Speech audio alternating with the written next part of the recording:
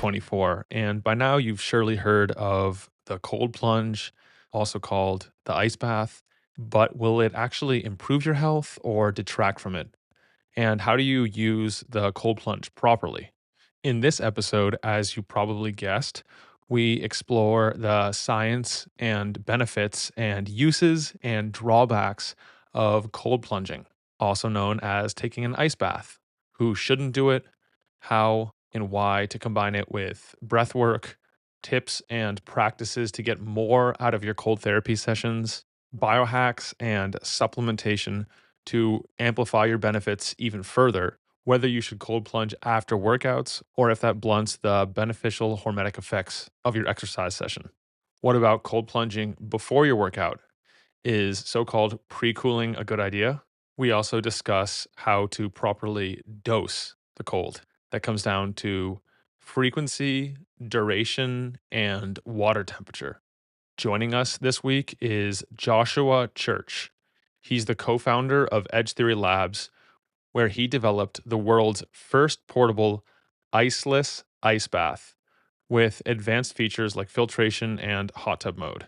In 2023, he completed his first Ironman triathlon, but perhaps most striking is his own personal story with overcoming health challenges and how cold therapy played a role. Links to everything we discuss will be in the show notes, which you can find for this episode at mindbodypeak.com/the number 178. While you certainly don't need a dedicated cold plunge system to enjoy the benefits of cold immersion, you can take a very cold shower if you're in the right geographical region, or you can get ice out of your freezer or from your local convenience store and add that to your bathtub. One of the things I like about Edge Theory Labs is that their products are not priced on the upper end because so many of these devices are really only affordable by wellness clinics and spas and that kind of thing.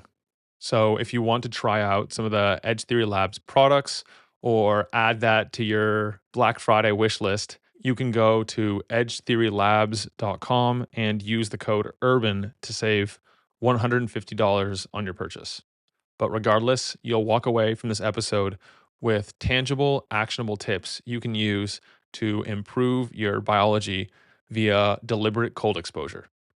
All right, sit back, relax, and enjoy this conversation with Joshua Church. Joshua, welcome to the podcast. Hey, thank you. Pleasure to be here. Today, we're going to be discussing cold therapy, which has become a trendy topic. And it seems that more and more gyms are offering cold plunges or ice baths, and they seem to always be busy, at least here in Austin. Before we dive into that, I'd love to warm up with your unusual non negotiables that you've done so far today for your health, your performance, and your bioharmony. Well, I'm not sure what's going to be unusual to you or to your audience. When I talk to most people, some of these things are quite unusual, but I would say that my non-negotiable that I started even today with is firstly is breath, like always waking up the breath and taking some deep breaths. Even just like laying in bed, the first thing I do when I wake up is just expand my belly breath, warm up my diaphragm by just taking some full deep breaths, and it's wild how that just helps with wakefulness right away of just expanding and increasing your oxygen uptake of just taking a couple deep breaths. And then I get out and go to the restroom, and then I go drink some water, and then usually go down to my yoga mat, and I got some pretty tight hips and and lower legs. So waking up the hips, opening up the hips always is something I start with, lacrosse ball, foam roll, etc. Just to feel in my body a bit. So For the breath work, are you doing anything in particular, or are you just doing some long, slow, deep breaths, like 4 or 5, or how does it look? yeah, so certainly always starting with just 3 to 5 deep breaths in through the nose, filling up the diaphragm, the belly, full breath into the chest, and just feeling the oxygen just fully inflate my lungs. So I like to think of when I'm first waking up consciously, I always aim to go for 3 to 5 like full lung in, like just really inhaling to the full lung capacity that I can, and exhaling and then doing it again.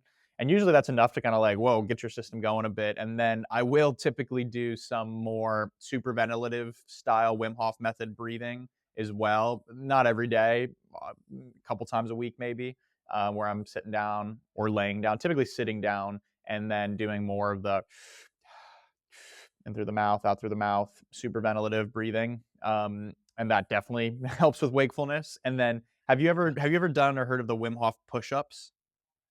Yes. Yeah, Can you so explain those? yeah, so basically, you always wanna make sure you're seated. Anytime you're doing any super ventilative breathing practice is always very important. Never by water, and never to Yeah. hold your breath underwater, to try to hold your breath for a long time, and always on the floor, so that you're safe. And if you do get dizzy or lightheaded, or you do pass out, you're safe on the floor. And so just two two cautionary tales there. So for the Wim Hof method push-ups, it's so wild. It's so cool. I have a goal that I'm trying to do this summer, which is I want to get to. I'll share the goal in a second. Let me share what we do first. So you're going to be sitting down and in a seated position, and you'll do a round of the Wim Hof method breath work. So you'll do a round of the super ventilative, and you'll do that 30 to 50 breaths, somewhere in that range, or whenever you feel like you feel that charge, and you kind of start to feel, okay, I'm feeling some tingles, I'm feeling some lightheadedness, I'm feeling that charge. And then you'll take a breath in, and then you'll exhale.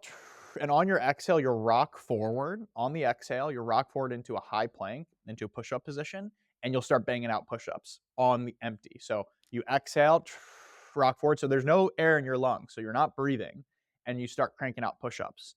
And it's so wild. I love doing this whenever I'm leading retreats or doing workshops, depending on the group. I'll take them through this because you can do so many more push-ups than you think. And typically people do more push-ups than they normally could do otherwise without breathing, which is such a trip because it's like, what if I told you that you could do, if you think you can do 10 push-ups, you can do 15 push-ups without breathing. You're like, what? So I'll rock forward and knock them out. So I've worked my way up to doing 70 in that single motion. So 70 on that low breath. And when I just did 70, usually it's around 50. And yesterday I just felt the charge and I ripped an extra 20 and I hit 70. And then after, and when you feel that recovered breath, and you can roll back into child's pose, take that breath, and then you just feel what that does to your system, from the blood flow, from the oxygen. Just it's wild. It wakes you up.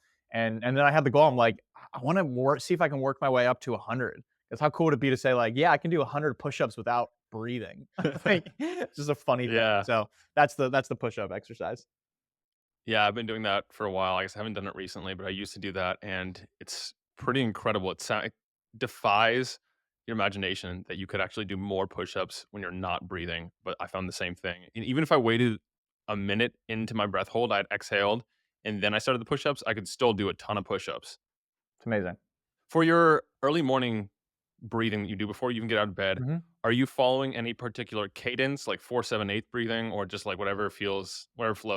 Just deep breath, whatever flows. 4-7-8 breathing is great. There's so many different box breathing is great. There's so many different types of breathing techniques, breathing patterns. I love the physiological sigh as well, Yeah. which I don't know if you saw, but Huberman was just on one of the late night talk shows, and he guided the whole audience through the physiological sigh. Did you see that? No, I haven't It's seen pretty that. cool. It was like, "Oh, let's go. We're getting some mainstream attention over here." The physiological side is a great one. It's really interesting that, and it kinda leads into what we were talking about earlier, but I had this unique approach where I went down the rabbit hole and dove into the deep end as it related to personal development, to biohacking, to just all these different stacks and all these different protocols, and I think I went a little too far, and so, like, I overwhelmed myself, which I think I'm sure you can have some experience with as well. And then the pendulum kind of swung into the other direction. I found my way back into the middle here, but I really emphasize, and I do this with any of my clients and any of the training I do as well, is is always leading from that place of intuition. If you have the toolkit, like, it's important to learn all these things because then you have this toolkit, and then you can call on the tools when you feel that you need them. Okay, cool. Like, I feel like I need to take a physiological sigh right now. I'm a little worked up, or like, let me play with some 4-7-8 breath work because I know how to do that, or box breath. And then giving yourself the freedom in that moment to choose what works for you. And sometimes it can just be a simple deep breath. So it changes all the time, but the function remains there. And that function being bringing breath into my body, bringing life into my body, waking my cells up by doing and bringing focus and presence and attention and intention to my being first thing in the morning. And then we also can now connect the breath to one of your specialties, and that is all things cold. Walk me through cold therapy and the cold plunge, ice bathing, all that whole world. So much to dive into the whole world. How do you want to? Where do you want to dive in? How do you want to tackle this? How did you get involved in it? Yeah, great question.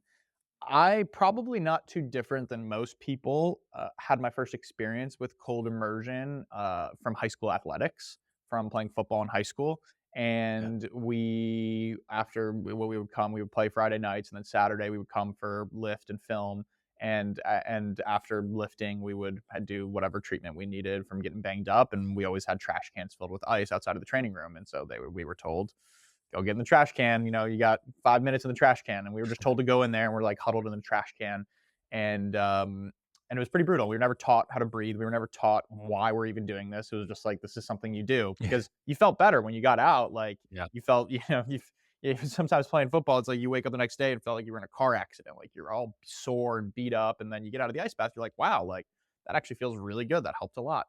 So that was my first experience with it, but I really didn't like it. I really, really avoided it. And I'm from San Diego, so I'm a sun creature. I love the sun. I love the warmth. I did not like the cold. I even went to Ohio for college for a few years, and I was just like, living in a cold weather place is just not for me.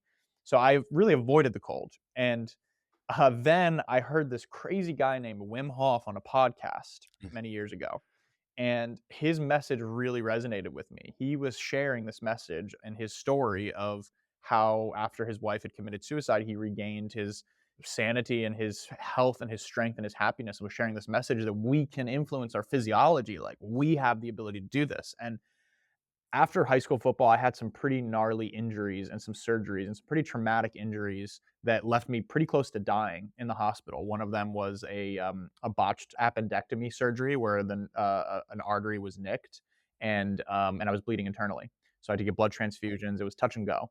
I was hours away from having my leg amputated from a high school football injury that I recovered from. So my body was beat up, and I heard this message at a time when I really needed it, which was at a time when I felt like my body was failing me. I felt like I'd tried everything, and the doctors, the best they could do was say, here's a high dose ibuprofen, and we can prescribe you Percocet if you want to deal with the pain. And it was a time where I just felt like I didn't know where else to turn. And I'm 20 years old at this point, 21 years old. So it's like, what am I like? This is the rest of my life living in chronic pain, my back, my knees, my leg, like my whole body. And then that podcast like opened the door. Yoga also, I started getting into Mm. yoga. Yoga opened the door for me, and I started to realize that I could have some more flexibility in my body, and that perhaps maybe this wasn't a terminal diagnosis of just living in pain. The door opened of like, whoa, maybe I can shift. And I'm starting to see, wow, I can now sit on my knees after having ACL surgery. I had terrible range of motion. Now doing yoga, I can actually sit on my knees for a few minutes, and then I gotta go a few minutes Mm. longer. Like, whoa, hold up. This body, like I can heal, I can change this. And then Wim Hof came, and he was talking about the breath and the cold, and it just sounds so intriguing to me. One of my philosophies in life, Nick, is being able to follow the breadcrumbs and follow your curiosity. I followed my curiosity all the way to leading me to somehow running this, $10 million plus company with my cousin and providing ice baths to people. Like I had no plans to do that. I just followed my curiosity one step of the way. And after hearing that podcast, I ended up on Wim's website, and I was looking to do a workshop or something. I was like, I want to do a workshop. There's no workshop available, but there was a retreat in Iceland, and everything in my body just told me, yes, go do this retreat. So I packed my bag and I flew out to Iceland and experienced breath work and cold immersion in the rawest, most natural state. And that trip changed my life. And I got really into it, and I started learning more about it, and what it did to my whole state of being and what it did for my healing process was just next level. So I needed to go deeper down that path.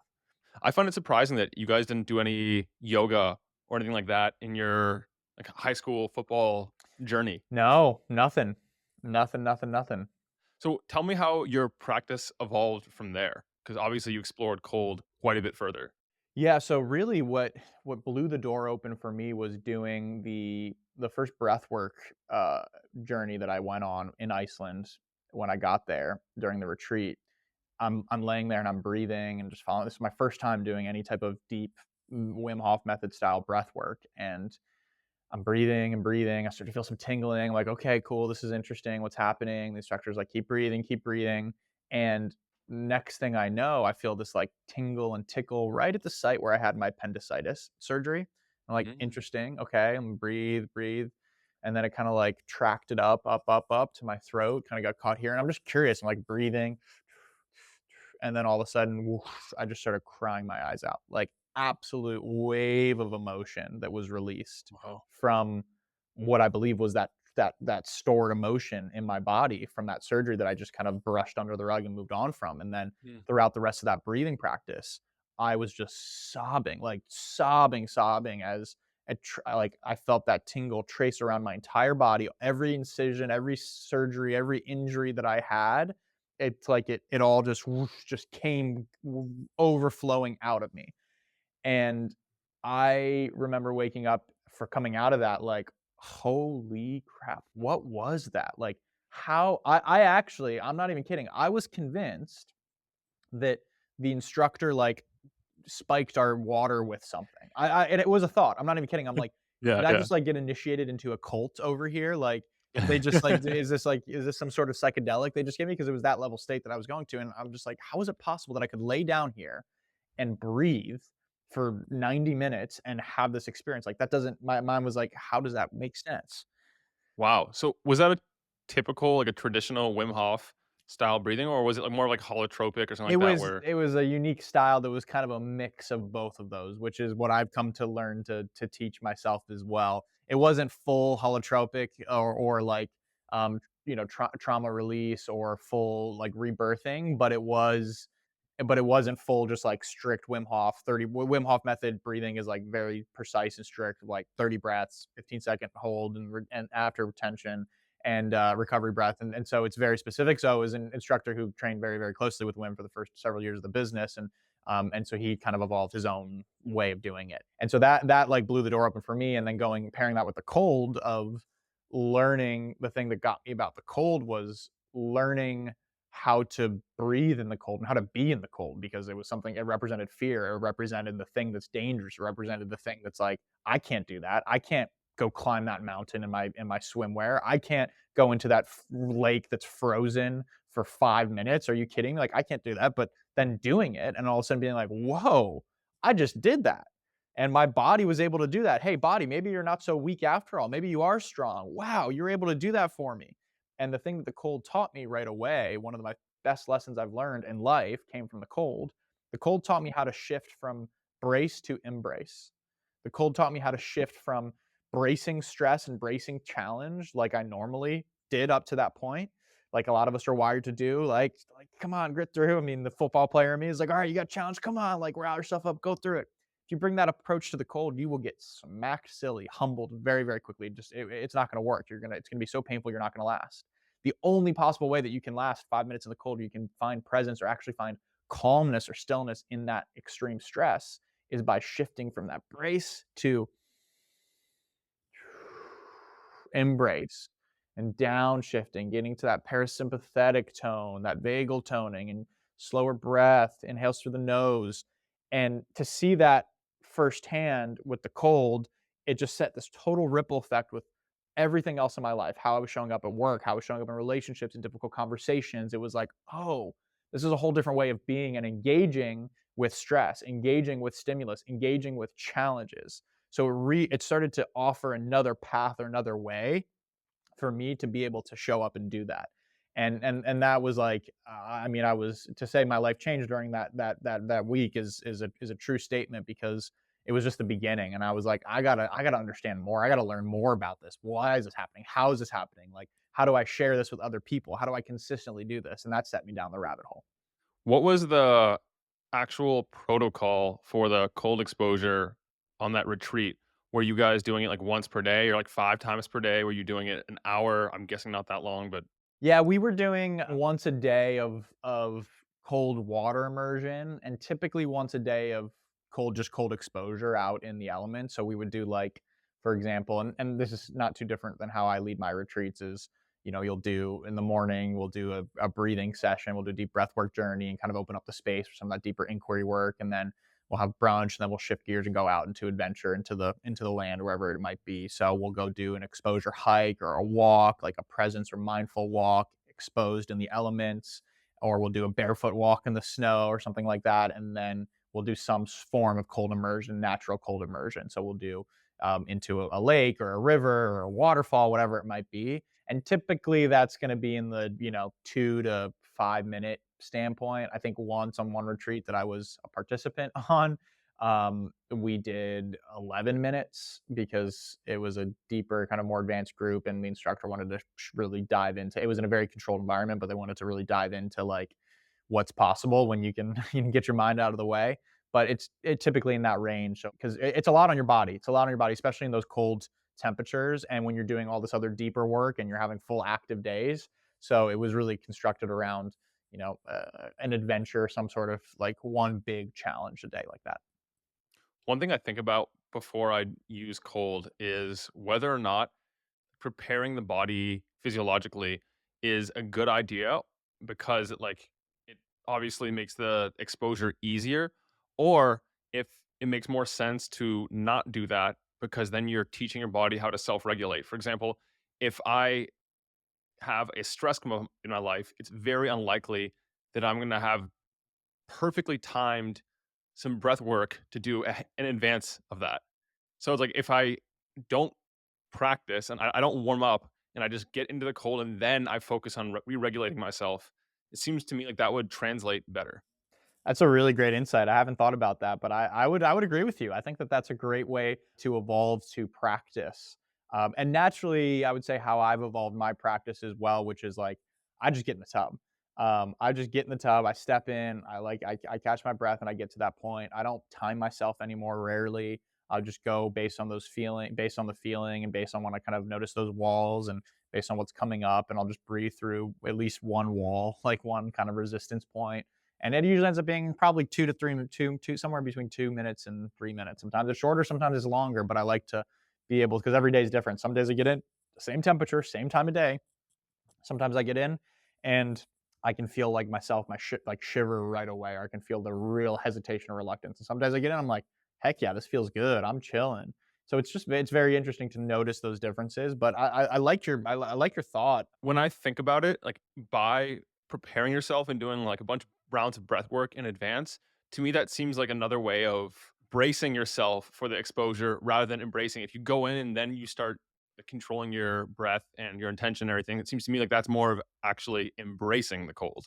I would agree. I think that that might be a more advanced approach to it, because depending on what temperature it is, or what your experience is, because like I know for a lot of beginners, even with all the breath work in the world, I mean, think about it. Most humans, even with all the breath work in the world, all the prep in the world, they still won't get into the ice bath. They still won't get into cold immersion.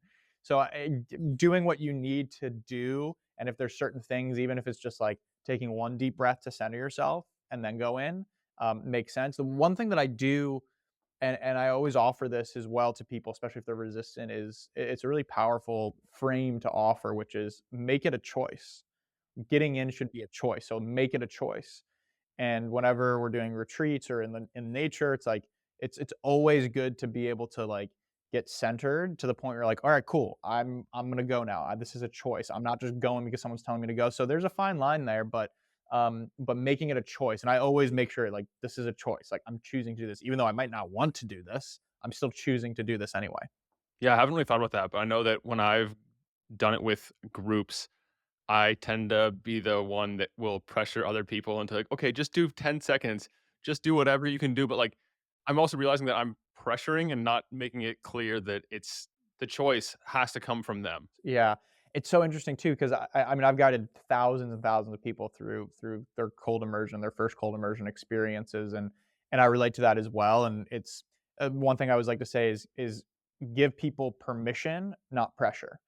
When you give people permission, like you can do this, like, and it's your choice. You don't have to do this. I notice it almost, there's like reverse psychology thing that happens where then they end up doing it more, or they're more apt to do it versus like you can do it, like I know you got this, like come on just for 10 seconds. It's like instant, for whatever reason, like when we feel pressured, like we put kind of the brakes up even if we want to. But all of a sudden if we can say to someone like it's your choice, like you don't have to do this, or you can get in and then count to 3 and then get out, and even that's better than nothing. Or you can just get in and stand in there, not lower down all the way, or just put your feet in or put your hands in, like dude, you can do something. Joshua, I want to circle back at some point to dosing of Cool. cold because you mentioned something a second ago that I love that you don't necessarily go in trying to set any records most of the time. You said you went for 2 minutes recently, I think. So I want to talk about that. But before we go into that, I'd also like to discuss the benefits that you see that people regularly report? What are some of the things that cold does for people? I'm trying to think, like, I don't know how many other modalities there are out there, like natural health modalities out there that can give so many different benefits to so many different types of people. I mean, I'm talking the basic ones that people know of and hear when they think or associate with cold immersion is you have reduction in inflammation, you have delayed onset muscle soreness is reduced, so it's going to help with boosting recovery. Like that's why athletes use it. It's going to help with acute inflammation. It's going to help with boosting your recovery by flushing that inflammation out, and it's going to help you with energy. It's going to help you just feel great. It's going to help you, it's going to help you just be more focused, and that all comes from some of the neurochemicals, like we know, like the 250% increase in dopamine that's been observed, or 530% norepinephrine boost. So there's some great research around these things. Metabolism is going to light up your metabolism. It's going to increase your brown fat. It's going to help you with brown fat production and activation, which is going to help burn calories, which is going to help burn white fat and just help with your metabolic value. So there's a lot. I would simplify it by also saying that it gives people great sense of resilience and willpower because you're doing something difficult. Like it never gets easy. You're doing something difficult and you're building evidence that you are someone that can do hard things. And I think that right now our world needs more people like that and needs to be reminded that we are resilient human beings and we can do hard things and we can do things that sometimes we may not want to do, but we can do it anyway. And we can feel good on the other side of doing that thing that we might not want to do. One of my other favorite benefits that we see a lot, we do a lot of work with first responders or veterans or military, and what it does to help with some people alleviate symptoms of PTSD is just mind blowing. And regulating it's stress inoculation training. Right? So regulating and helping people regulate, helping people be more present, more energy throughout the day. Makes sense. If you were just to look at it on paper, you'd see that it spikes norepinephrine. And for someone who has PTSD or nervousness, that kind of stuff, you'd think that that could be a very negative thing and it would further dysregulate them. But if you bring intentionality to it and you focus on the breath, you focus on like regulating yourself via all means possible, then you can also see how that would switch over into being like a beneficial eustress. Right, exactly. It goes from that de-stress to eustress because you're working with it's a practice arena. It's a practice arena for dealing with stress. It's a practice arena for dealing with facing your fear, regardless of who you are. Like, like I said, every morning too, when I go in, I'm just like, damn, I really gonna do this again? Okay. There's like the thought track that's always playing. It's deeply psychophysiological. Like it impacts both the mind and the body in such a unique way where other types of recovery modalities or therapies might just impact one or the other. You have this connection and this through line by really stimulating your nervous system with this stressor. So it's a unique there's it's a unique blend. Do I have it correct in my notes? I have to ask you about the transition from Wim Hof to Ironmans. Yeah. So if you can imagine when I was painting that picture of myself in my early 20s, I felt broken. I mean, I really felt broken and I had nowhere to turn. And then I started to heal and to shift and I did right as I was starting to make some positive health changes in my life through yoga, through diet and exercise and when I realized like, oh, food can actually help me feel more energized. Like having an afternoon slump after eating lunch is not a normal thing. Like that's just not normal across the board. You don't have to have that if you choose the foods and the timing properly. So I'm like, whoa, there's this whole other world. I started tapping into the stores of energy that I didn't know that I had. And you pairing the breath work and cold immersion. It's like, whoa, this is how we're meant to feel. This is how we're meant to thrive. So I started to really heal through that process in my early 20s. And one of the things that I did was I signed up for a short like Olympic distance triathlon because I was still rehabbing. I had bad knees at the time, and I was still in a lot of like my body still wasn't very apt for physical activity like that. But I'm like, triathlon would be great. That's a good challenge to help kind of continue to get me in shape because it's most of the training is low impact, biking and swimming. Those are two things that I can do. And then there's a run, of course, but it's a short run. And the Olympic distance, it was like, I don't know, it's like a 5 mile run or something like that. So I'm like, I can do that. So I started training and I did it and it was awesome. And I caught the bug. I was like, that was so cool. And just the process of training and preparing to be like, whoa, I just did a triathlon. That's really cool. I didn't think I could ever do a triathlon, especially in the state that my body was in. And then I got my cousin, Rob, who's my co founder here. we trained for another one. We did one together. We're like, oh, that was cool. And after we did that, we're like, can you imagine how people do a half Ironman, which is double the distance that we just did? That's crazy. Can you imagine how people do a full Ironman, which is double that double? Like, that's just, it's sickening to think about after you go do just any level triathlon. It's just like, oh, that's ridiculous. That how is that even possible? And I think from that moment after we did our first one together and we had that conversation, I was just like maybe one day I'll do it. Maybe. So we did another Olympic distance, maybe one or two more. And then all of a sudden it was like, you know what? The half could be doable. Like, maybe we'll send it. Let's do it. We sign up for it. It's far away in the distance. We do the training and we work our way up to it and we do a half Ironman. And it was like, whoa, we just did a half Ironman, 70.3-mile race. That is next level. And then the thought after that was like, I'm done. Like, there's no way I'm doing this again. And there's no way that it's even possible to conceive about doing double that for full Ironman. Like, that's sick to think about getting to the end of the finish line and being like, all right, go do that one more time. Ugh, no. But we did another half probably 6 months later, and then another half. And all of a sudden it was like, you know what? I think we just got to do it. Like, I think we're ready. So this is over the course of several years. And we signed up for full Ironman triathlon. And I trained all the way up. It was a 9-month training plan to train to swim 2.4 miles, then bike 112 miles, and then run a full marathon, 26.2 miles. And I'd trained 9 months, training plan, everything. A week before, we were doing it out in Florida. The week before, we ship our bike out, ready to go, plane tickets, everything set. The week before, on one of my last runs, I developed shin splints and had a micro Oh stress fracture no. on my shin. And I was like, "You've got to be kidding me." And I was kind of debating, do I still try to push through? And then I was talking to some doctors, and they were like, they're telling me the real risks of pushing through. And you have a micro fracture, and it can become a real fracture in your shin. Then it's a whole different story. So I had to make the tough decision to pull out of that race the week before, which was gutting. And this was in 2019, end of 2019, and it was gutting. And I was like, you know what, fine, I'm done. This isn't for me, whatever. And I put it down for a while. And then after a couple years, the itch, my cousin Rob went and did it. I went and supported still, and he crossed the finish line. And I remember seeing there, I'm like, yeah, one day I'm going to cross this finish line. One day I'm going to do it. And I just kept my process, kept my healing. I healed through those shin splints and just kept focused on my mobility, kept focused on my training. And then about a year ago, decided, okay, I'm ready to do this. Let's do it. Now's the window. Let's send it. And so we signed up for Ironman Arizona. And in November of 2023, excuse me, we crossed the finish line of full Ironman triathlon. And it took me, there was a gnarly headwind that we did not expect. So it was a very slow race, but it took me just under 16 hours, 15 hours and 59 minutes to cross that finish line.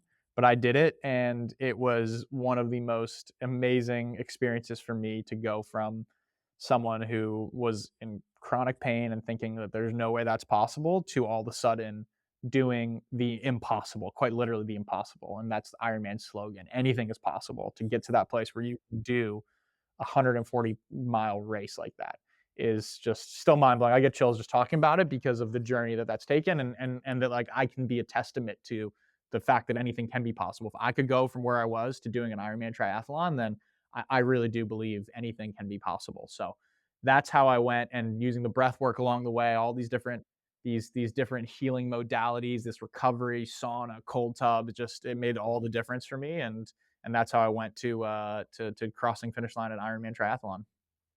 Oh, that's a cool story. And the part that really stands out to me is in addition to actually completing the Ironman, it's the Ironman before that where you had trained all the way up to it for 9 months and then at the last second had to pull out. I don't think a lot of people realize how much time goes into training for one of these things. It can range from a part-time job to another full-time job. And so on top of all that, how did cold factor into your routine and recovery? Because these days, all the talk is about how you don't want to use cold at all if you've trained beforehand because it blunts the beneficial hormetic adaptations. But I mean, there's some stipulations to that. It's not as clear cut, but I'm curious how your routine looked. Yeah, and so the first time around, I was probably I was like 20 hours a week, 20 to 25 hours a week. So that's a part-time job. That's another literally part-time job. Your Saturdays and Sundays are just shot because you're doing people don't understand, but if you're trying to go out and bike 60 miles, 70 miles on the street, like that's going to take you half of the day. That's going to take you a long time. You're going to go run 15 miles, like that's going to take you several hours and then you're just zapped after and then sneaking in the workouts in the morning before work or after work. So yeah, your body's going through it. So I think there's a lot to be said about that. I use cold and sauna all the time. I mean, probably 4 times a week I was in the sauna, which helps so much as well because the sauna was great in helping build those heat shock proteins and helping build that ability to like build that heat tolerance and build the endurance. I mean, that's the way that I treated those saunas. I would crank it up 200 degrees plus, and I would be in there and just like really be getting my body boof, boof, boof, my heart rate up and just be really focus in the breath because that mimics like how you feel when you're on the run hitting your thresholds in your heart rate zone or when you're on the bike and you're just in that pocket. How do you stay cool and calm under stress? So I use the sauna great for that. And then I was in the cold tub every single day. And the cold tub was great, especially when you're doing something that's like that's long term like that and that you want to be able to constantly show up the next day. Like yes, there might be some benefit that's stunted from that short term inflammation response that I'm otherwise stunting by getting in the cold. But the benefit of me feeling less sore the next day far outweighs that for me. And that can be true depending on whatever you're doing as well, whether you are doing regular workouts or hypertrophy muscle training, doing a cold immersion, even if it's for less time, to still get that feeling that can help you be less sore the next day at the gym, you can get a net benefit. That could happen too. So for me being like in training mode, in season, if you will, it was all about just management and just trying to be as little sore as possible and as get as much energy as possible to keep going forward. That's the perfect segue onto dosing cold appropriately because, of course, the dose will determine whether or not it has any impact on your performance, at least negative impact. And if you're doing a 1 minute plunge at 50 degrees Fahrenheit, it's going to have zero impact on your hormetic gains. But if you do a 15-minute cold plunge at 30 degrees, yes, it's going to have an obvious impact. And I mean, one of the things that people look at to determine how much it changes your adaptations is the decrease in muscle temperature and the impact on muscle satellite cells. And so I think that if you're not going with the idea that more is better, then you can have a better outcome. You can train more often, and it has a net positive. Yeah, I would agree. I like to follow the philosophy of minimum viable impact, or minimum viable dose. Like, what's the minimum viable dose? Like the minimum effective dose needed, and and always start there. And some of the research is really interesting, and there's still a lot of research to be done. We're taking part in some research that's going to be happening towards the end of the summer as well here in Southern California, which we're really excited about. But if you look at some of the research, one of the most widely cited experiments was done at 11 minutes per week, full body immersion at 57 degrees Fahrenheit or 14 Celsius. So that's a kind of common. That's kind of way that I like to look at it. A lot from the Susanna Soberg out of Scandinavia. She's great. She's an awesome podcast on Huberman. She was on guest. I've spoken with her a few times. She's awesome. She's really great with this, and she's studied a lot of cold water swimming specifically. But full immersion to me, it's all about full body immersion up to the neck, full body in, hands in, feet in. A lot of people in a lot of gyms, I apparently tell people like keep your hands and feet out, which I can kind of get, but there's so much benefit that you can do from having your hands and feet in, but it can be painful and uncomfortable. But there's we'll go down that rabbit hole in a bit. I'll pin that for now. So I like to look at it from an intentionality standpoint. It's kind of like what do you want to get out of it? Because the answer on dosing is it's the answer that nobody wants to hear, but the answer is it depends. It Yeah. depends based on what you're going for. If I'm trying to lose weight, then I might use something more like the shiver protocol, which is being in at certain colder temperatures, getting almost to like a shiver worked up, and then standing up, airing my arms out, and allowing myself to shiver, and then going back in.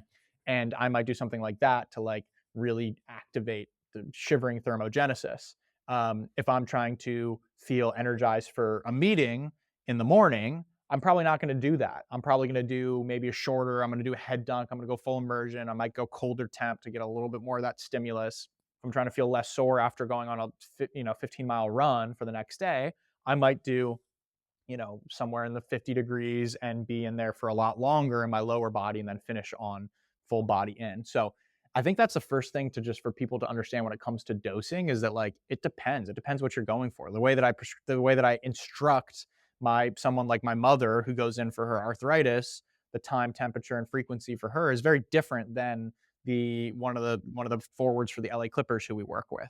So it totally depends in that case. So I like to look though at the like if you think about it from a holistic standpoint, like most people are just like, I want to just kind of get the overall benefit and feel a little bit of everything and feel good doing it.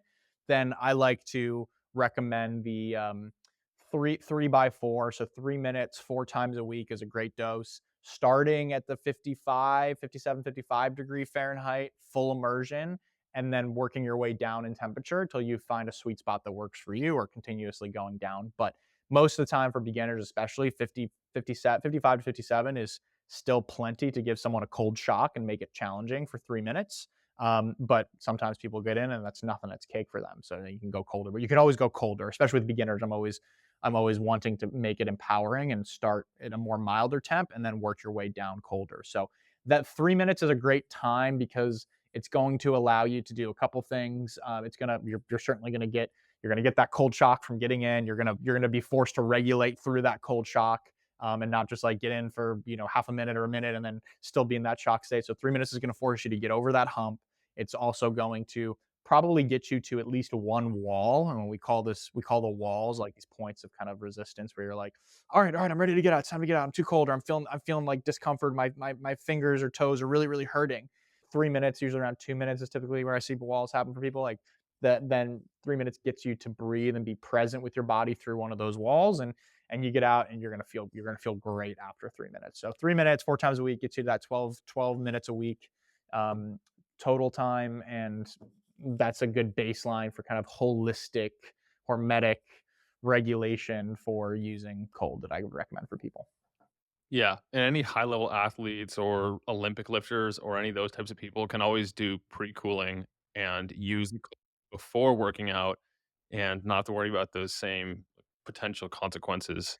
Pre-cooling is great. We have on our Edge app, we have a couple pre-cooling, a pre-workout cooling sessions. And what I love about our Edge app too is that so we have dozens and dozens of guided practices, guided sessions where we have coaches leading you through your cold water immersion experience, both pre-cooling, intercooling, post-cooling. So like before you get in, during the tub, and then when you get out to kind of help you with breath and movement along those ways and make it a cohesive experience. And we have a few different ones that are pre-workout.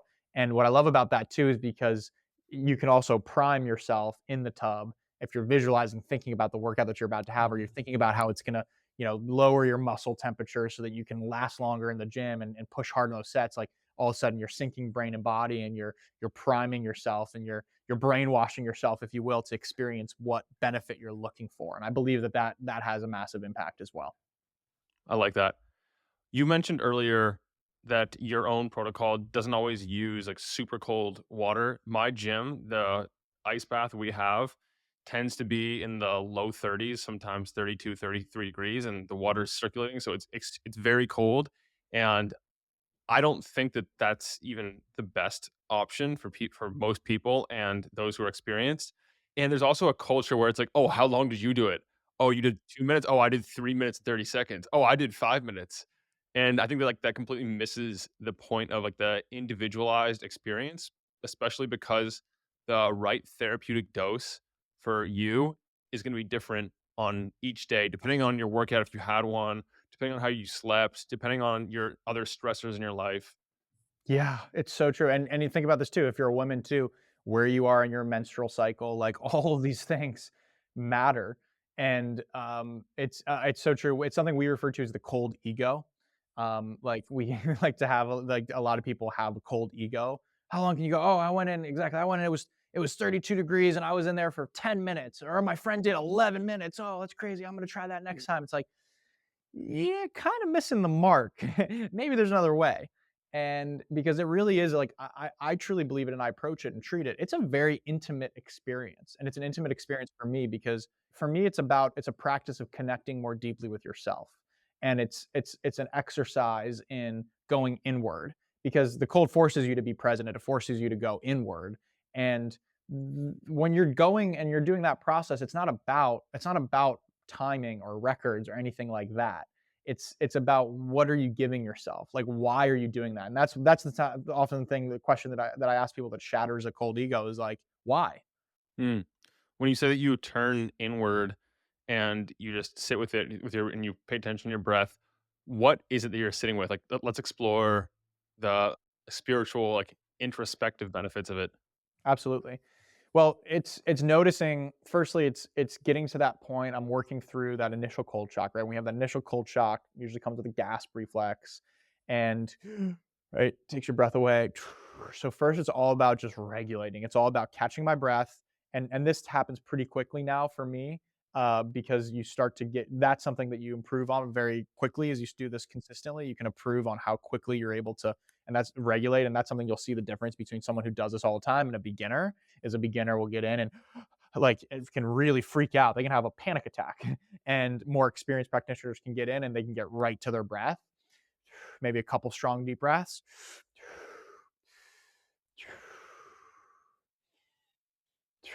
And then into the nose. So I'm always wanting to get to like, and a fun breath that I like to play with is the ninja breath, ninja breathing, which is like, how still can I make the water? How low and slow can I keep my breath in my belly? How little can I actually breathe?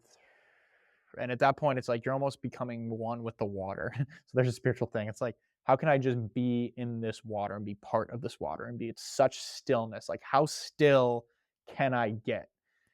And that creates inner stillness. And if you're taking that experience of like, if you're just sitting down meditating, how still can I get? There's going to be a lot of benefits there of just like, how still can I be in my mind and in my body in the cold? How still can I be? How little, how relaxed can I be?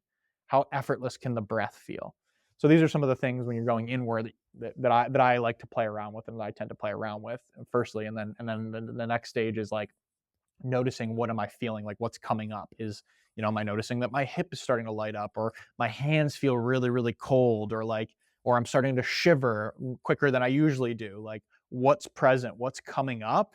And I use that as a way to work with that and get curious and get inquisitive and be with that fully and bring my awareness fully to those sensations. So it's a way of like being with the sensations and observing what's happening in my body. And these are all things that if I just like get in and play a song and set my timer and I'm trying to, a lot of people are like, oh, just distract me, talk to me, or like, I want to watch a show or something like that so I can distract myself. You're missing out on that. You're missing out on all the things that your body's giving you, all the cues and signals that your body's giving you. So I have the opposite approach, which is like, I want to go inward and I want to notice what are these things. I don't want to be distracted. I want to be in tune with what's happening. So, say you're noticing that your hand is colder than usual, or you have a little ache or pain somewhere, and you notice that cue. What do you do with it? Well, great question. So first, what happens naturally is like I notice that it's like, oh, it's time to get out, or like maybe I should get out now, or maybe let me take my hands out. Right? First instinct is like this is uncomfortable. So especially when your brain and when your body's in such a heightened state of stress, your body's like, well, let's get comfortable fast. Like, okay, my hands are hurting. Let me bring my hands out. Or my knees hurting. Like let's just get out. Let's get out. It's time to go. I've been in here long enough anyway. So first the initial response is kind of like the reaction I should say is like get out, but if you sit with it, be a little bit more curious. What I do in the practices, and I always share this with any time when I'm coaching someone through and they I check in with someone or I can tell that their hands or feet are very cold or they say, oh, everything's fine besides my hands. A lot of people can relate to this. Everything's fine besides XYZ. Okay, cool, let's breathe with that. So what I like to do is, and I'll do this in terms of how I do it for myself, and it's very similar in how I instruct other people to do this. But if I notice like, ooh, my hands are really achy, like, ooh, that kind of hurts. Okay, let me take a deep breath into that. Okay, cool. Instead of avoiding that feeling of my hands being painful or cold, it's like, oh, really, really cold. Okay, cool. What is cold? Cold does not have to be bad. It's just a sensation I'm feeling. So instead of trying to sweep under the rug and distract and be like, oh, let me distract myself or like let me just get out. Like, what happens if I bring my full awareness into that sensation? So instead, what I'll do is I'll just breathe into that. So if I feel my hands are really cold, instead of trying to move away from that feeling, what happens if I bring my full awareness to that feeling of cold and pain? Like, let me feel that pain fully. And what happens after three, it works like magic. 3 breaths of that, breathe with that sensation, the intensity of that for 3 breaths, it goes away. It works like clockwork for me. And it freaks beginners out too when I have them do this because it usually helps. I would say 9 times out of 10, it helps. And I think that what it is I view pain or sensation, it doesn't happen by accident. It's our body giving us signals, like the check engine light that's on. So if oftentimes these feelings, these emotions, this energy and motion, these things, these sensations that we're experiencing, they just want to be felt. They just want to be like that's the way I view it. It's like the cold, the pain just wants to be acknowledged and felt. And so if I can just be like, take a breath into it and be like, okay, cool. Like, I feel you. I'm okay. I'm okay. You're okay. I got you. I'm here. We're okay. It's like, whoosh, because it's there for us. It's there to try to protect us. And if we bring our full awareness to that, then it can evolve. It can dissipate entirely, or it can shift, or it can get a lot better, easier. So that's what I like to do. Yeah, I totally agree. And I learned about that first through breath work when I was following Wim Hof, and when he would instruct you to pay attention, notice different sensations in your body, and just to breathe into that similar kind of thing. And I think that one of the things the research gets wrong when it comes to cold is that it completely ignores that whole side. It's like, okay, what is physiologically happening? Okay, what neurochemicals are changing as a result? What hormones are changing? But it's if you actually paid attention to everything it was doing, and you were to do it in this way versus just to prescribe 3 minutes in the cold, however you do that doesn't really matter, it's a study, then you'd find very different things. I completely agree, and it's something we're always racking our brain around here at Edge of how can we study this? How is there a way to quantify this or qualify this type of data or experience that we can be that can be replicable, that we can show, because bringing this intentionality and this focus to it, because I really believe that through this way of really going inward with this practice, that's what yields the vast majority of the benefits. Like, that's what really can yield life changing things happening for people, because it worked that way for me before I even cared or knew about, like, what was happening on the neurochemical level. It was like, whoa, brace to embrace. How do you quantify, how do you measure that? One of the other things I see it helping is that our body's constantly giving us a bunch of like biofeedback, a bunch of cues, and we don't usually notice them. But when you go into the cold, all of a sudden that cue becomes much, much louder. It becomes much harder to ignore, directly presents itself to you. And then by paying attention to it and training your body to like notice these things when we're living the rest of our lives outside of the cold, and it's quite a bit more subtle that we're able to notice those and feel them, which then shifts our internal state dramatically. Absolutely, absolutely agree. It's one of the coolest things. Yeah. All right. Also want to talk about amplifying the benefits physiologically with different practices, biohacks, supplements, molecules, you name it. Sauna obviously is one that goes hand in hand, can amplify the benefits. One thing around contrast therapy and saunas in particular that I always practice with, and I always encourage other people to, is give yourself a few minutes to regulate in between switching from extreme hot to extreme cold. It can actually mess with your whole vestibular system. It can mess with your balance, your dizziness, vertigo. Like, it can mess with a lot, because I keep trying to think, but like I don't know if there's like naturally if there's ever a time or a way where our bodies were adapted to go from such extreme hot to such extreme cold. Probably not. Besides in like rituals like Temazcal or sweat lodge or stuff like that, or in some of the Finnish or Scandinavian cultures, or Russian even, where they're using sauna. But it's something that I always recommend people to take a couple, and I always take at least 5 minutes after getting out of especially a big dig in the sauna. It can be tempting to just like go plop into the ice bath to cool yourself off, and it can be easier for some people. Some people it can be more difficult. I actually find it to be more difficult going from extreme hot right into extreme cold, which is interesting. I don't know. A lot of people have the opposite experience, but I feel like it shocks me even more, and so I find it even more difficult and just a bit more uncomfortable. And I always get when I would do it, I would always feel like I'm spinning. It's like, whoa, because it messes it messes with your balance with your the inner ear fluid. So, I like to at least give 5 minutes, get back acclimated, let your body that's Mhm. where so much of the benefit happens. It's Yeah. not the cold or the heat, it's your body responding to that stimulus. It's adapting to that stimulus. It's the response of that.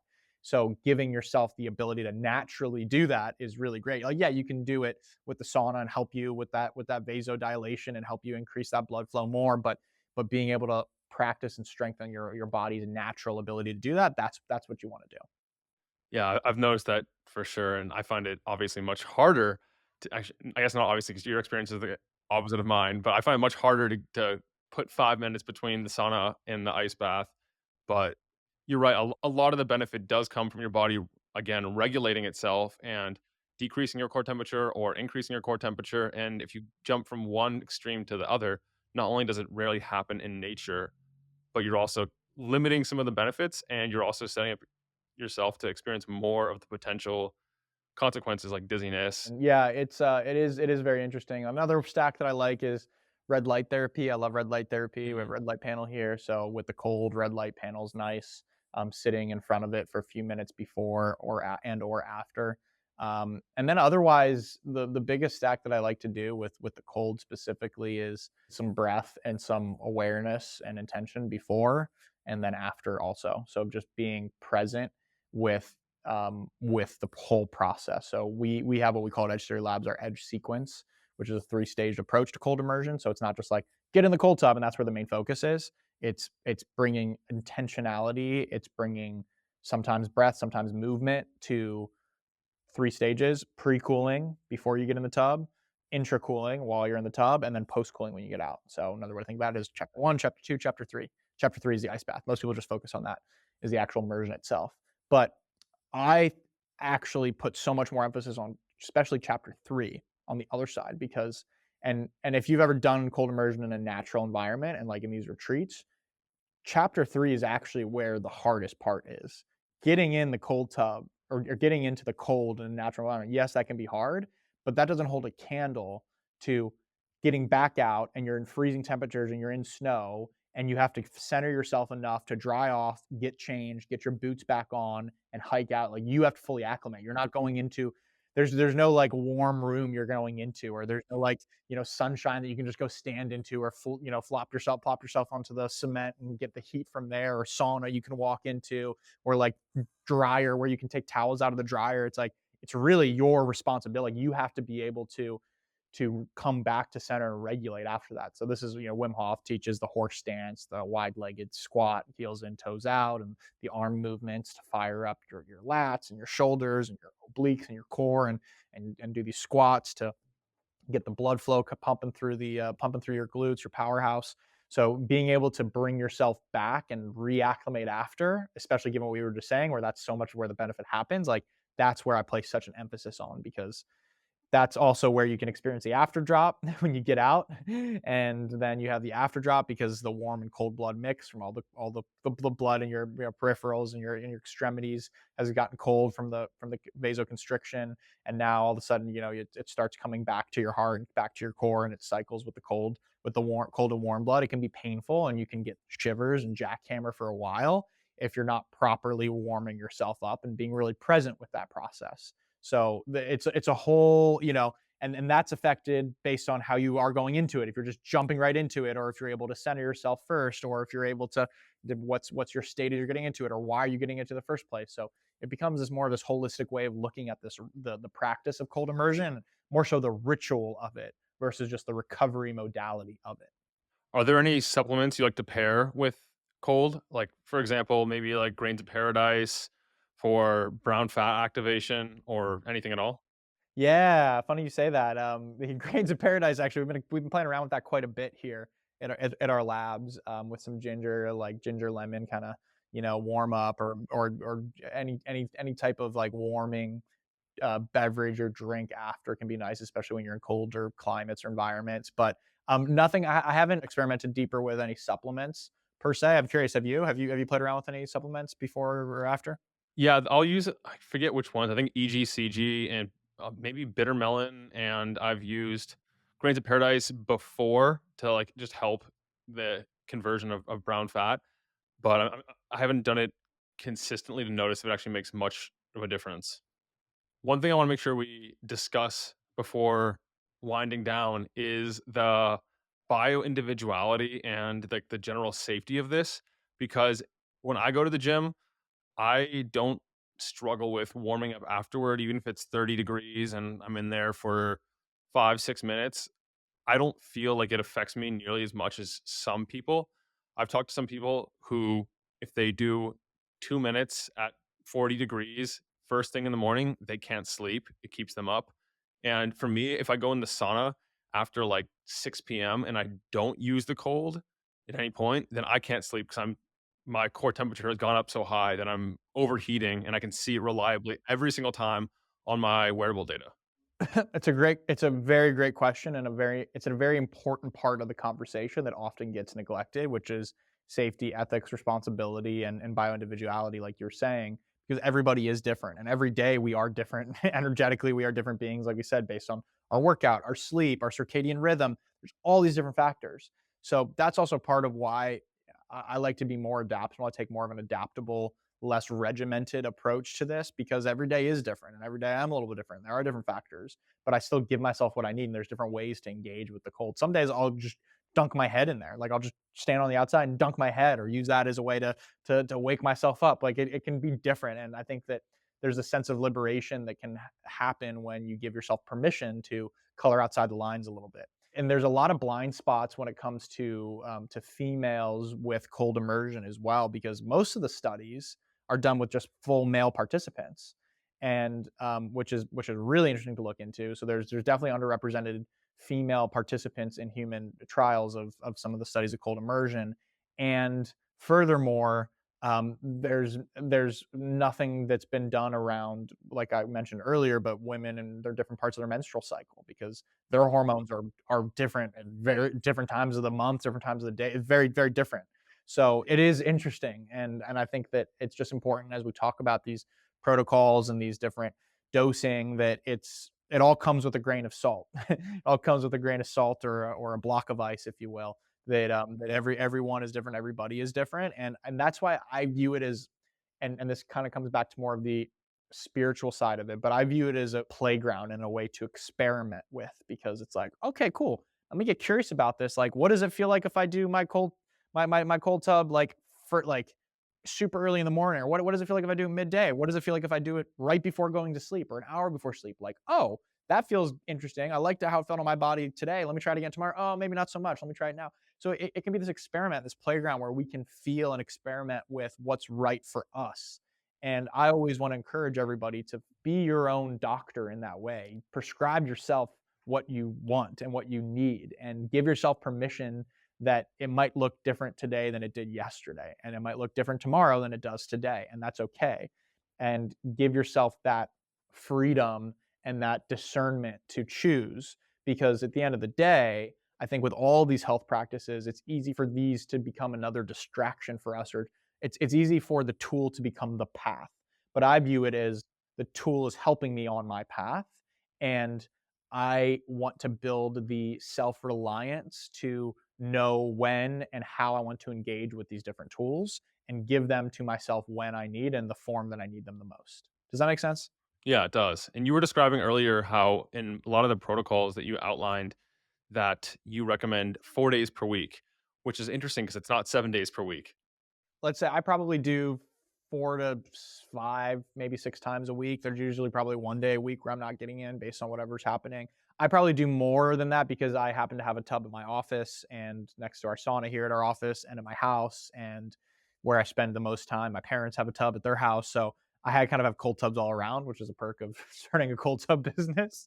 So the accessibility is certainly there. But I think that, for a lot of people, especially if you don't have a tub at your own home, 4 days a week is really achievable, because if your gym has it, or you're going to a location that has it, like 3 to 4 times a week becomes a lot more doable than like, oh, you got to go every day to get the benefits. But I like to follow more of that protocol of dosing, of looking at the total time across the week versus the individual time throughout it. But that's just me personally, and that's just where I am right now, because there's definitely something to be said about 7 days a week and doing it every single day, even if it's for smaller time, or just a higher frequency, lower dosage. So something experiment that I've certainly experimented with too, and I've loved doing it at certain times. Right now, it's more of that 3x4 kind of thing that I like and that I like to recommend for beginners, especially. Yeah, and I think there's also a component of like if you're really pushing yourself and you're doing it like intense sessions 7 days a week, you might cause like some negative feedback loops and things that you don't necessarily want. I know I saw I think it was a protein called FGF21 that if you're like constantly doing intense cold therapy, long sessions, cold temperature, 7 days a week for long periods of time, it can start to have some negative impacts. So if you're going to be doing it often, I think it makes sense. There's a strong case to be made for pulsing it to do a long session, then the next day to do a shorter session, or to do it for 2 weeks straight and then take a week off and then do it a month and then take a couple days off. And Yeah, that's great, and I think that's kind of what I intuitively have done and what I like doing is you keep some variability with it, which I think is really good for your body's ability to it's like you switch up workouts in the gym. You can't just do the same workout every single day, so you kinda gotta switch up and shift. You gotta kinda shock the system in different ways, different muscle groups, so, it seems kinda similar to that, but especially too, if you're someone that deals with chronic stress and or you have adrenal fatigue or adrenal burnout, like, that can happen, and cold can exacerbate that. well, Joshua, we've been going for a while. If people want to connect with you, to check out your cold plunges, how do they go about that? Yeah, Instagram is a great spot to connect with me personally. Feel free to reach out. I always love connecting with people. So you can hit me up on IG at Joshua Dean Church. I'm sure we'll link in the show notes. And then our company, Edge Theory Labs, is just at Edge Theory Labs. Our website, edgetheorylabs.com, and there you'll see all the different products that we offer and the Edge app as well that you can download from there from the App Store. And I can't remember if we set up a code for them We will. to. I don't know if we have it yet, but by the time this is live, we will have a code. So if you're interested in getting an Edge Tub and getting set up, because of being part of this community, we'll get you an exclusive discount on your Edge products, on your Edge Tub, and then and there's also we offer 0% interest payment options as well to make it more accessible if that's something you're interested in. Otherwise, we are in stock and we ship within 1 to 2 business days, so you can get set up and get rocking and rolling right away. Thanks for that. I have a couple more questions for you before we call it a day. Let's do it. If there was a worldwide burning of the books and all knowledge on earth was lost, but you get to save the works of three teachers, who would you choose and why? What a phenomenal freaking question. I love that one. I'm gonna take that question with me. I was gonna say in terms of texts that I would save the Bible, because what teacher do I say that? God. I would take Esther and Jerry Hicks, Abraham Hicks, one of my absolute favorites, just all around us as human beings and law of attraction and getting into the art of allowing and receiving and just energy management. Dan Millman, who wrote The Way of the Peaceful Warrior and some of his other books, I think that is just absolutely brilliant in terms of holistic human operation. Michael Singer, Surrender Experiment, and Untethered Soul are two of his great books, and his teachings have been game changing for me. And then I would say Stephen Covey for 7 Habits of Highly Effective People. That's a timeless classic, and some of his other books as well. So There we go. We have lots of rabbit holes for people to explore now. Quick rapid fire round. cool. What is the biggest myth around cold thermogenesis? Mm. I think that the biggest myth around cold thermogenesis is that you need it to be super cold and you need to be in there for super long for it to work. Most people don't realize this. Most everyday people see people doing cold immersion and think, "Oh, that's extreme. I could never do that." Or you have to be a pro athlete or you have to be a hardo or a sicko or someone really into health and wellness to get any benefit from that. But I think the biggest myth is that they don't realize that we can get cold shock and get benefits from cold immersion and temperatures as mild as 60 degrees, and we can get benefit from that, and it doesn't need to be that long, and we can feel acute relief from things like arthritis or things in our hands or feet. So I think that's the biggest myth, is that it's only for the pro athletes or the hardos, and it has to be freezing cold. It has to be 30 degrees and you have to be in there for 10 minutes a time to get the benefit. Yeah, we didn't even discuss the mammalian dive reflex of adding extra benefit to your session just by putting your head underwater or even not go submerging your whole body, just your head underwater has unique benefits. I know. I don't. I'll tell you this. I can't remember the last time I've been into a cold tub or any body of water that's cold and have not dunked my head. I'm fortunate too, and my hair's short. I know a lot of my girlfriends are like, oh, it has to be hair wash day for me to do it. But then I'm like, you can still splash some water in your face or just dunk your face like that, and you can still activate that and slow the toning down. So, yeah, love the head dunks. It's the best. Yeah, and cold water is better for the hair anyway than really hot water. Okay, what is something that you're interested in or researching these days? I'm really interested in doing my wilderness first responder course to become a wilderness first responder, and just to learn that skill set. I also am very interested in potentially doing like becoming an EMT and going through like EMT Mm. training. I just find it fascinating, like how our body works and how it works in like in real situations and emergencies, perhaps. And I think it's just something like I always want to make myself the most useful human being that I can, and I feel like being able to know how to deal with injuries or help people or save someone's life is a very useful thing as a human. And along that lines, hunting and wilderness survival techniques and skills is something that I'm currently in this mode right now, very fascinated in is also. And I think it's a skill that Yeah. we might need, unfortunately, someday soon. So I'm trying I'm trying to get my Yeah. learning in. Yeah, I get it. In high school, I created my own internship where I did Wow. ride-alongs with the paramedics, and it was an No eye-opening way. experience. That's so cool. Wow. What a good for you. What a cool experience. What is one thing that your tribe does not know about you? Probably that I can do a Rubik's Cube in 90 seconds. Wow. It's like a fun fact. I can do a Rubik's Cube. Yeah, I don't think many people know that about me. It doesn't really come up, and it's not something that, like, I flaunt necessarily. Yeah, you memorized the algorithm. Yeah. Well, Joshua, for people who have made it this far, any final thoughts you'd like to leave them with? Yeah, just, I mean, if you're listening this far, like, keep trusting yourself. It led you to here, and if there's something you're taking away from this, go put it into practice and go experiment with it and see what it can do for you.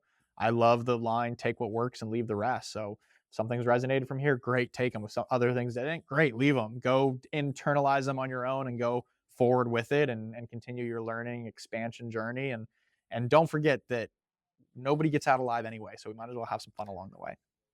Perfect way to end this.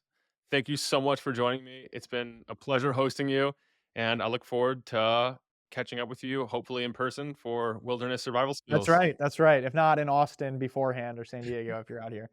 We'll Yes, make it happen. exactly. All right, take care. Thank you.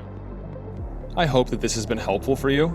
If you enjoyed it, subscribe and hit the thumbs up. I love knowing who's in the 1% committed to reaching their full potential. Comment 1% below so that I know who you are. For all the resources and links, meet me on my website at mindbodypeak.com. I appreciate you and look forward to connecting with you. As a reminder, the information depicted in this video is for information purposes only. Please consult your primary healthcare professional before making any lifestyle changes.